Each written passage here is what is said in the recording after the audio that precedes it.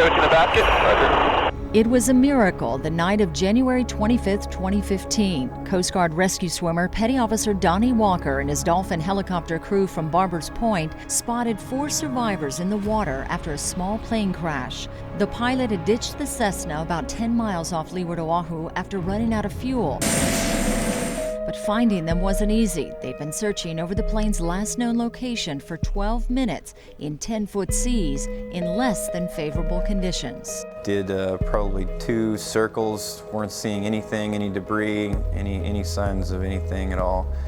And then out the right side of the window, I was looking out, and under night vision goggles, I was able to see a really small light come on. I've seen those small saltwater activated lights, and I've often kind of like laughed at, like, you know, who is this going to save, this silly little light? But yeah, proven wrong.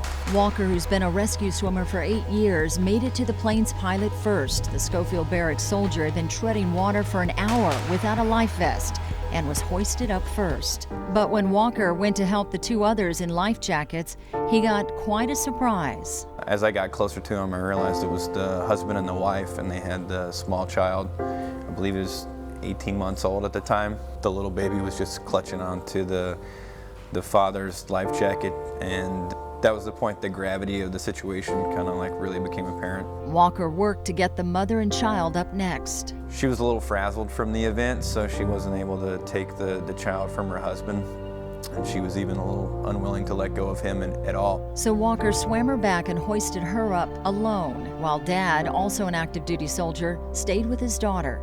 But getting them hoisted up was intense. We got the last 2 out on one hoist. I moved the father over to the basket, and then while he was climbing in, I actually had to hold his child like up and out of the water. And then we get him in the basket, and then I handed her to him, and that was it. They went free and clear of the water, and you know, I breathed a pretty good sigh of relief at that point. But Walker wasn't done. On board, he continued to assess them. The mother actually started to thank me like profusely, and that was when I moved the oxygen to her. So she started to exhibit some signs of shock at that point. Her shoulders kind of drooped and her head went back. Yeah, she got pretty close to going out right there. Once they all landed, paramedics took over. Cervical collars and backboards on everybody.